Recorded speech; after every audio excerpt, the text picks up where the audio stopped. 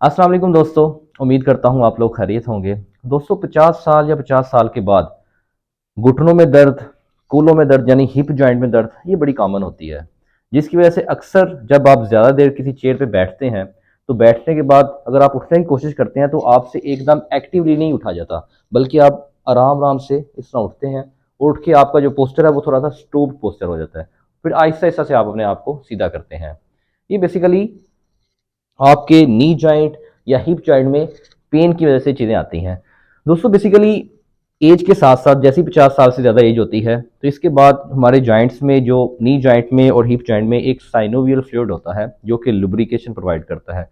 लेकिन एज के साथ साथ ये थोड़ा सा कम होना स्टार्ट हो जाता है और इसकी थिकनेस जो है वो बढ़ जाती है। और इसके साथ साथ जो जॉइंट्स के एंड पे जो कार्टिलेज होता है उसमें भी डैमेज आना स्टार्ट हो जाता है, जिसकी वजह से जब हम कोई मूवमेंट करते हैं तो इसमें फ्रिक्शन बढ़ जाती है। फ्रिक्शन बढ़ने की वजह से हम एक्टिवली मूवमेंट नहीं कर सकते। जैसे ही हम खड़ा होने की कोशिश करते हैं तो एक्टिवली हम खड़ा नहीं हो पाते, बल्कि आराम आराम से आपको खड़ा होकर अपनी पोजिशनिंग बनाना पड़ती है, फिर आप अपनी आगे वॉक कंटिन्यू करते हैं। तो दोस्तों इस वीडियो में मैं आपको 5 ऐसी एक्सरसाइजेज बताऊंगा जिनको फॉलो करके आप अपने नी जॉइंट और हिप जॉइंट की इस प्रॉब्लम से बच सकते हैं और अपने आप को एक्टिवली आप जब भी ज़्यादा देर बैठें तो एक्टिवली आप उठ सकते हैं। तो सबसे पहली एक्सरसाइज आपने क्या करनी है, जब भी आप जहाँ भी बैठे हो, ये बड़ी आसान सी एक्सरसाइज है कि आप इवन टीवी देख रहे हैं, कोई गाड़ी चला रहे हैं या अपने ऑफिस में बैठे हैं या आप सोफे पे घर में आराम से बैठे हैं, तो आप उसी दौरान ये आराम से इजीली एक्सरसाइज कर सकते हैं। और ये आपने एक्सरसाइज हर 1 घंटे या 1.5 घंटे के बाद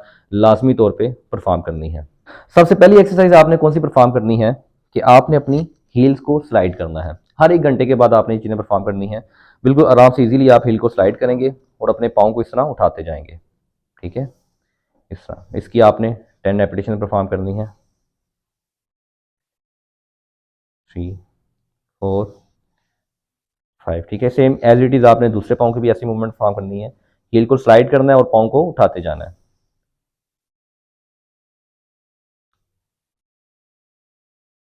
आराम आराम से ये मूवमेंट करेंगे। इससे क्या होगा कि आपकी जो फ्रिक्शन है वो कम होती जाएगी और जो आपका लुब्रिकेशन यानी जो साइनोवियल फ्लूइड है वो बेहतर होना स्टार्ट हो जाएगा। ठीक है, इसके साथ साथ आप ये चीज़ ऐसे अल्टरनेटिव परफॉर्म भी कर सकते हैं। पहले राइट साइड आगे फिर लेफ्ट साइड आगे, यानी 10 रेपिटेशन आपने ये परफॉर्म करनी है। दोस्तों एज के साथ साथ बेसिकली हमारे जो मसल्स की स्ट्रेंथनिंग है वो भी कम हो जाती है और मसल की जो फ्लेक्सिबिलिटी है वो भी कम हो जाती है। तो इस वजह से हमने इनकी स्ट्रेंथनिंग और फ्लेक्सिबिलिटी भी इंक्रीज करनी है। उसके लिए आपने क्या करना है कि अपनी टांग को इस तरह स्ट्रेट ऊपर उठाना है, उठा के पाँव को अपनी तरफ खींचना है। इससे क्या होगा कि आपके जो क्वाड्रिसेप्स मसल्स हैं यानी थाई के जो फ्रंट साइड वाले मसल्स हैं इनकी स्ट्रेंथनिंग होगी और जो बैक साइड के मसल्स हैं यानी काफ मसल्स और आगे जो आपके हैमस्ट्रिंग मसल्स हैं उनकी स्ट्रेचिंग होगी, यानी उनकी फ्लेक्सिबिलिटी इंक्रीज होगी। इस पोजीशन को आपने 5 सेकंड के लिए मेंटेन रखना है। 1, 2, 3, 4, 5। ठीक है, फिर छोड़ देना।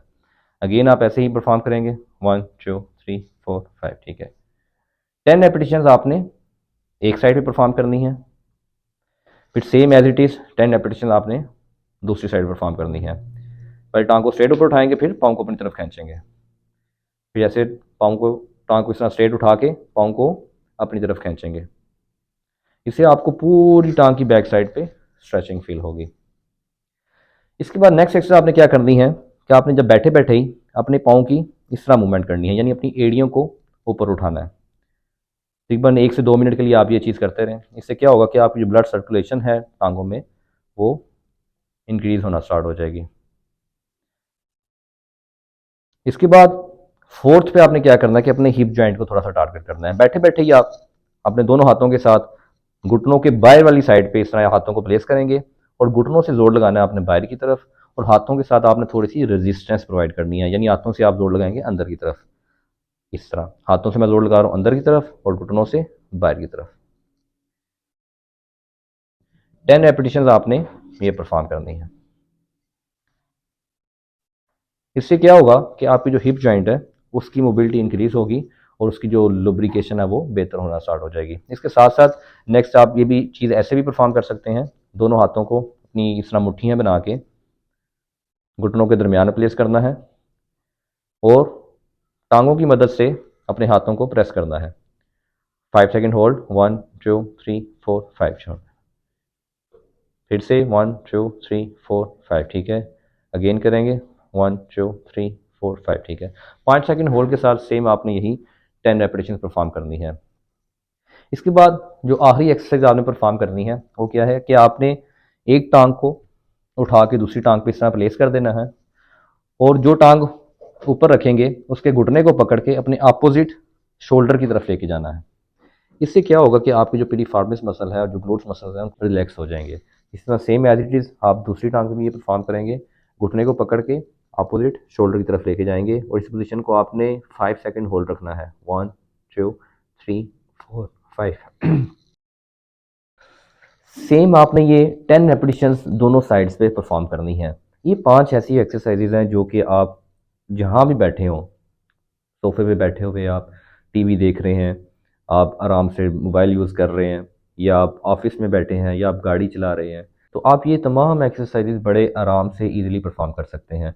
और आपने कोशिश करनी है कि हर 1 घंटे के बाद ये एक्सरसाइजेज लाज़मी तौर पे परफॉर्म करें, ताकि आपका नी जॉइंट और जो हिप जॉइंट है, उसकी लुब्रिकेशन इंक्रीज़ होती रहे और उसकी में जो फ्रिक्शन आ रही है, वो कम होना स्टार्ट हो जाए। और उनका ऐसे करने से जो इसका साइनोवियल फ्लूइड है, वो इंक्रीज़ होना स्टार्ट हो जाएगा। उम्मीद करता हूँ ये वीडियो आपके लिए फ़ायदेमंद साबित होगी। अगर आप चाहते हैं कि इसी तरह हेल्थ रिलेटेड कंटेंट और आपको अच्छी-अच्छी टिप्स मिलती रहें, तो मेरे चैनल को लाज़मी तौर पे सब्सक्राइब कर दें। इसी के साथ मुझे इजाज़त दीजिए। अल्लाह हाफ़िज़।